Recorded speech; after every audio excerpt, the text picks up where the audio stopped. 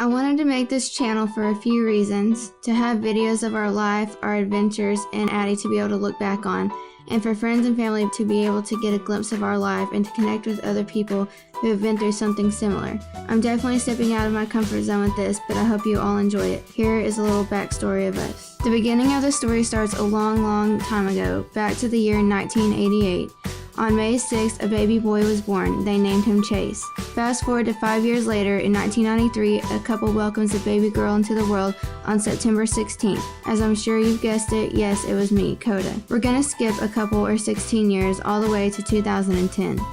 At this point, Chase is 21, had recently been through a bad breakup, and had sworn off having a relationship. He was focusing on music and friends and just figuring out life, until one night he received a message on Facebook. I was 16, just had my heart broken for the first time and going through the whole high school sucks phase. I was bored one night just scrolling through Facebook when I saw a funny comment on a friend's post. I decided to click on his name and check him out. Just from reading his post, I thought he was really funny. I decided to send him a message. So we start messaging back and forth as complete strangers, and we have talked every single day since.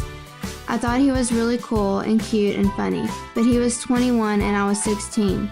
I told myself he was too old for me, even though when we talked I never noticed an age difference. We continued to talk every single day about every single thing: music, relationships, life, dreams, and the future. He became my best friend. I couldn't wait to get out of school so I could text him until I fell asleep. I kept telling myself and my friends that he was just my friend, but I knew deep down that I was falling in love with him. He was falling for me too and really wanted me to be his girlfriend, but I was cautious. He was the sweetest, most sincere guy I'd ever met. He made me happier than I knew possible, so I said, yes, I'll be your girlfriend. We spent the next year or so talking constantly, seeing each other as much as possible and thinking about life together. I was still in high school and he had started college. We lived about 30 minutes away from each other, but in the mornings I went to cosmetology school in the city he lived in, and then drove all the way back to my high school 30 minutes away from my classes in the afternoon, then back to the city he lived in to work until 10 p.m. The driving back and forth every day got old quickly, so I started spending nights at his parents' house so I wouldn't have to drive so much. I fell in love with his family. I had never felt like I belonged more than when I was with them. I started going on vacations with them, meeting more of his family, and I felt like I was exactly where I needed to be. We got a savings account and started saving as much as we could so we could get our own place together. A month after I turned 18, we finally moved into our first place, a cute little duplex with Chase's best friend as our neighbor. I spent my senior year of high school still driving back and forth every day, 30 minutes away. We were both in school and working, and we were happy. We had some struggles as many young couples do, but I knew he was exactly what I wanted for the rest of my life. We got engaged in February of 2012, and I graduated high school May of 2012. That summer, on July 5th, we got married at a music festival in the middle of a cornfield in Illinois. Even though we wished our family was there, it was perfect for us. I started college that August, and at the end of November, we found out we were going to be parents. We were excited and scared, but ready for the next chapter of our life. We continued to go to school and work through our pregnancy. Things were going well, and we excitedly moved from our duplex to a house across town. We started decorating and getting everything set up for our baby. On August 7th, 2013, 18 hours of labor and a C-section later, we welcomed our baby girl Adelie into the world. We had a family and life was good. Chase was working. I started my second year of college when she was just 3 weeks old, and even though we were exhausted, I had never been happier. There is nothing I enjoyed more than being a mom. I was blessed to be able to go to school and stay home with our baby while Chase worked. We spent the next almost 2 years continuing school and work and just enjoying our family. Then things got a little tough. Chase lost his job he had been at for a while.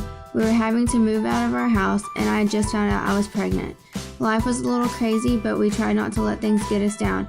We were staying positive that things would look up. We would get through. So right before Addie's second birthday in August, we moved to our new apartment.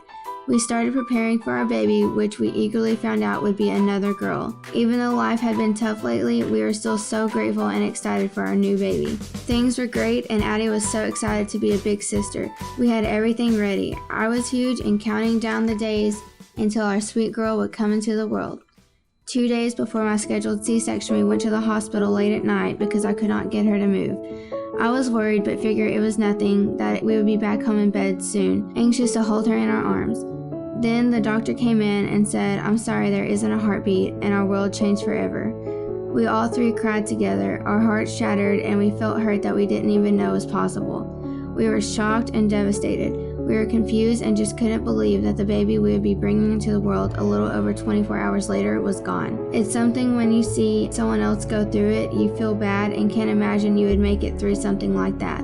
But when it's you going through it, you realize that it's not about being tough or strong enough to get through, it's that you don't have any other option. Our sweet Eliza Jade was born sleeping on January 18, 2016.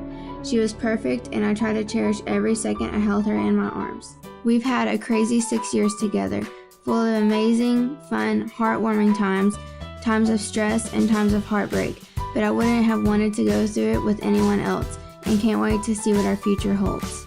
There is no guide or cheat sheet when it comes to life. You can plan and dream all you want, but you don't know where life will take you. This is our journey through life, just winging it.